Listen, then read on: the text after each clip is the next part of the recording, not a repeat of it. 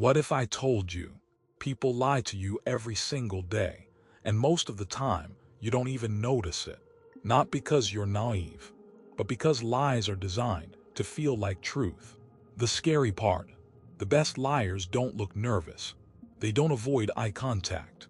They don't act suspicious. They look completely normal. So how do you actually know when someone is lying? Why people lie? Before we talk about how to detect lies, you need to understand something even more important. People don't lie randomly. Lies are not accidents. They are decisions. And every lie has a reason behind it. The hidden reality of human behavior. In everyday life, most people assume honesty is the default. We grow up believing that truth is normal and lying is rare. But psychology tells a different story.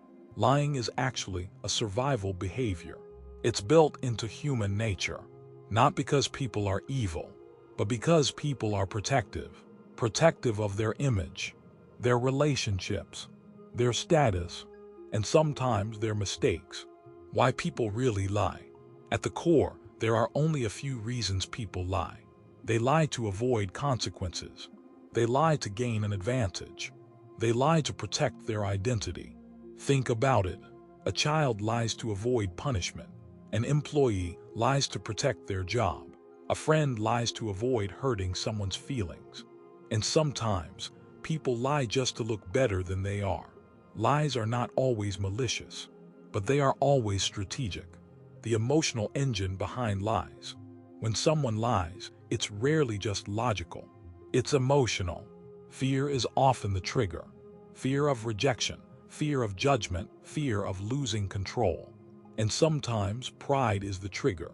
The need to look successful, the need to appear strong, the need to avoid looking weak. So a lie becomes a shield, a way to protect the version of themselves they want the world to believe in. The psychology you don't see. Here's something most people miss. When someone lies, they are not just changing facts. They are managing perception. They are trying to control how you see them. And that takes mental effort, because now they must remember what they said, keep the story consistent, watch your reaction, adjust their behavior in real time. This is why even good liars are never fully relaxed. Their mind is constantly working to maintain the illusion. Why lies feel normal in society. We live in a world where small lies are everywhere. I'm fine. I'm busy. I'll call you later. I understand. Not all of these are harmful, but they shape a habit of filtering truth. And over time, people become skilled at hiding reality without even realizing they are doing it. That's why lies don't always look like deception. Sometimes they look like politeness. The most important truth. Here's what you need to understand clearly. People don't lie because they hate you. They lie because they are trying to protect something. And that something is usually themselves, their reputation, their comfort, their control over the situation. Once you understand this, you stop taking lies personally, and you start seeing them for what they really are, a psychological defense mechanism. Now here's where things get interesting, because once you understand why people lie, the next question naturally becomes, how do you recognize it when it happens? And the answer is not in guessing, it's in observation, because lies always leave patterns. The psychology behind lies. Every lie has a story behind it, but more importantly, every lie has a psychology, because people don't just wake up and decide to lie for no reason. There is always something happening inside the mind first. A pressure, a fear, a desire, or a moment of self-protection. And if you understand what's happening inside the human mind, you stop seeing lies as random behavior and start seeing them as patterns. The brain under pressure. When a person lies, their brain doesn't treat it as simple speech. It treats it as a task, a complex one, because now the brain has to do multiple things at once. It has to create a believable story, while monitoring the listener's reaction, while remembering what was already said, while avoiding contradiction. This is mental multitasking under pressure, and pressure always leaves traces. Even in the calmest person, truth versus lie, the cognitive difference. Truth is effortless. When someone tells the truth, they are simply recalling what already exists in memory. There is no construction needed, no editing, no filtering. But a lie is built. It has to be created in real time. That difference is important because truth flows naturally, but lies are assembled, and anything that is assembled under pressure can show cracks. The mental conflict, one of the strongest psychological forces during lying, is internal conflict. Part of the mind wants to protect the truth. Another part wants to protect the lie. This creates a split, and that split can show up in behavior like pausing before answering, correcting small details, over-explaining simple things, or suddenly becoming overly careful with words. It's not confusion. It's conflict between two versions of reality. The burden of consistency.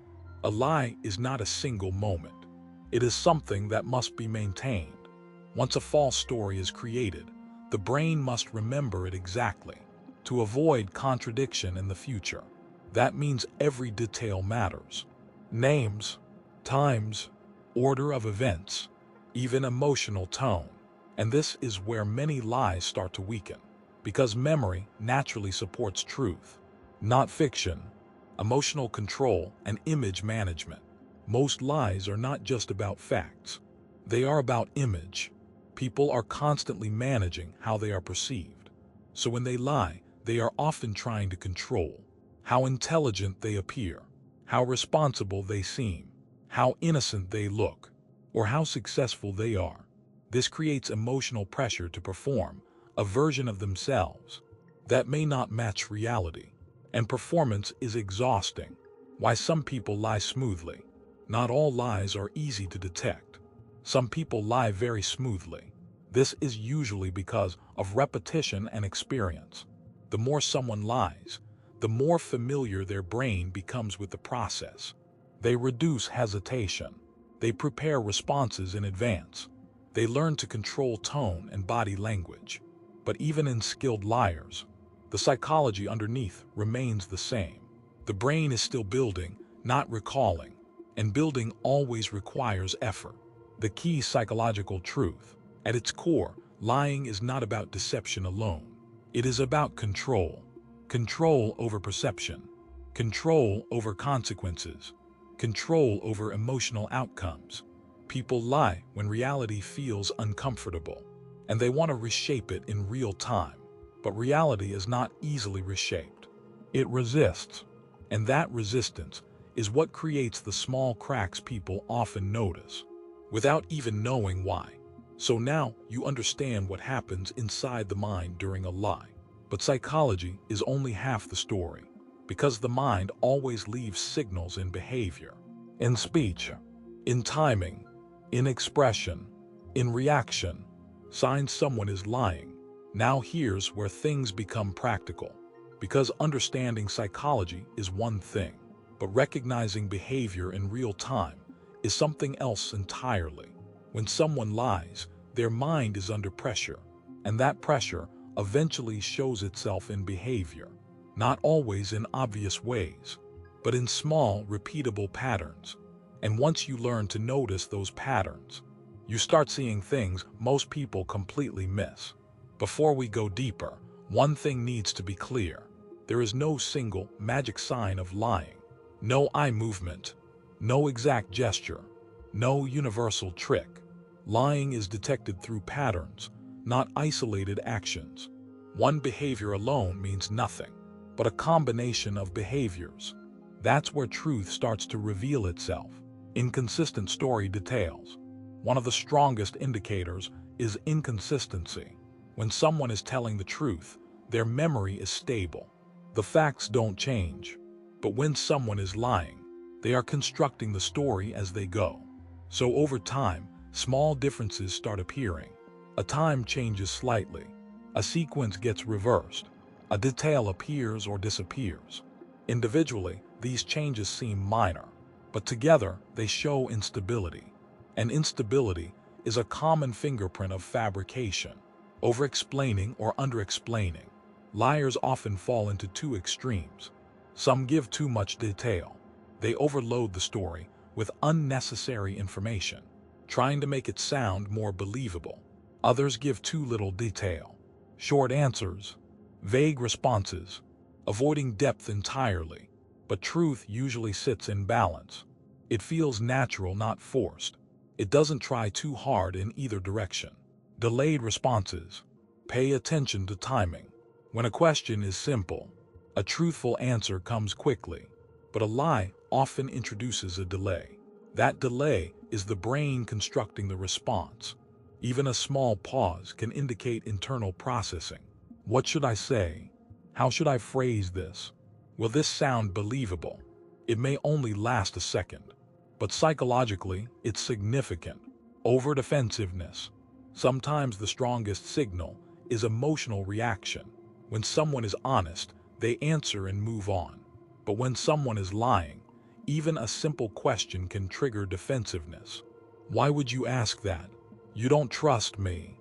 That doesn't make sense. Notice what's happening here. They are not answering the question. They are redirecting it. Defensiveness often appears when the mind feels threatened. Body language mismatch. The human body is difficult to fully control. That's why mismatches can reveal tension. For example, someone says I'm fine, but their posture is tight. Someone says I don't care, but their facial expression shows discomfort. Someone appears calm verbally, but physically shows signs of tension. When words and body language don't align, something is off in internal consistency. Repeating the question. This is a subtle but powerful behavior. Instead of answering directly, the person repeats the question. Did I do that? You're asking if I was there. This is often a delay tactic. It gives the brain extra seconds to construct a response, while also testing your reaction. It sounds natural, but psychologically, it's strategic. Unusual calm or over-control. Not all lies look nervous. Some people go the opposite direction. They become too calm. Over-controlled tone, measured responses, careful body movement. This happens when a person is actively managing their behavior to avoid giving away signals. But over-control itself can become a signal because natural communication is not perfectly controlled. Avoiding specific topics. Liars often navigate conversation carefully. They may avoid certain subjects or quickly shift away from uncomfortable areas. Watch for patterns like changing the topic suddenly, answering indirectly, redirecting attention elsewhere. Avoidance is often more revealing than explanation, because what people avoid often matters the most important truth about all signs. Here's where most people get it wrong.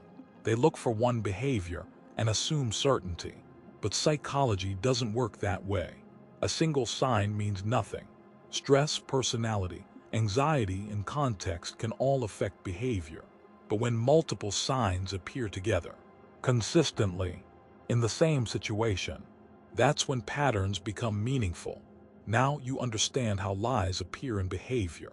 But there's still one critical piece missing. Why we miss these signs in the first place. And why even obvious lies can feel believable in the moment. Even when you know the signs, even when you understand psychology, even when something feels off, you can still get fooled. And that's the part most people don't expect. Because the problem isn't just lying. The real problem is how the human brain is designed to trust. The default setting of the human mind. Your brain is not built to doubt everyone. It is built to cooperate. From early human survival, trust was essential. You couldn't survive in groups if you questioned every person's intention. So the brain developed a default setting. Believe first, question later. That's efficient for survival in normal life, but dangerous when deception enters the picture. The truth bias effect. Psychologists call it a truth bias. It means we naturally assume people are telling the truth, unless we have strong evidence otherwise. And here's the issue. Most lies don't come with strong evidence. They come with confidence. They come with calm behavior. They come with believable stories. So the brain does what it always does. It accepts the easiest version of reality. The power of emotional attachment. You don't judge information only logically. You judge it emotionally. If you like someone, if you trust someone, if you depend on someone, your brain lowers its guard, because rejecting their words creates emotional discomfort. So instead of analyzing the truth carefully, you start wanting it to be true. And that subtle shift changes everything. Confidence feels like truth. One of the biggest reasons people get fooled is this. Confidence looks like honesty. A person who speaks clearly, calmly, and without hesitation automatically feels more trustworthy. But confidence is not truth. It is performance. And some of the most convincing lies are delivered with complete emotional control. So the brain mistakes certainty for accuracy, the illusion of familiarity. The more familiar someone feels, the more we trust them. This is called the familiarity effect. If you know someone for a long time, your brain builds a shortcut. This person is safe. But familiarity does not equal honesty. It only means repetition. And repeated behavior can still be misleading. Cognitive overload in real time. When you are in a conversation, you are not just analyzing truth. You are also listening, responding, thinking, interpreting emotions, managing your own reactions. That's a lot happening at once. So the brain simplifies. It stops deep analysis and relies on quick judgment instead. And quick judgment is where deception slips through. Emotional distraction. Strong emotions reduce critical thinking. If you are angry, attached, anxious, or hopeful, your ability to analyze decreases because emotions take priority over logic. And liars often unconsciously rely on this. They don't just control information. They influence emotion. The benefit of the doubt trap. People don't want to believe others are lying because it creates discomfort. So the mind often chooses the easier path. Maybe I misunderstood. Maybe I'm overthinking. Maybe it's nothing. This is not weakness. It is psychological avoidance of conflict, but it also creates blind spots. Social pressure and fear of misjudgment. Another powerful factor is social fear. Nobody wants to wrongly accuse someone. So even when something feels wrong, people hesitate because being wrong feels worse than being deceived. And that hesitation gives deception more space to exist. The core truth. Here is the uncomfortable reality. You don't get fooled because you are unaware. You get fooled because your brain is designed to prioritize. Trust over suspicion, comfort over conflict, speed over accuracy. It is not a flaw in intelligence. It is a feature of human psychology. The shift in awareness. Once you understand this, something changes. You stop assuming everyone is honest by default, and you stop assuming everyone is lying too. Instead, you start observing, not reacting emotionally, but analyzing behavior calmly. And that is where real clarity begins. The biggest mistake people make. Most people look for one sign, one clue, one tell, but that's not how it works. Lying is not a single signal. It's a pattern. You have to observe consistency, emotion, timing, behavior, not in isolation, but together. You don't need to become paranoid. Not everyone is lying to you, but you do need awareness, because the goal is not to catch every lie. The goal is to stop being easily deceived. When you understand the psychology behind lies, you stop looking for obvious signs and start noticing subtle truth. And that's when everything changes. If you found this eye-opening, subscribe for more deep psychology content, because the more you understand people, the harder it becomes for anyone to control you.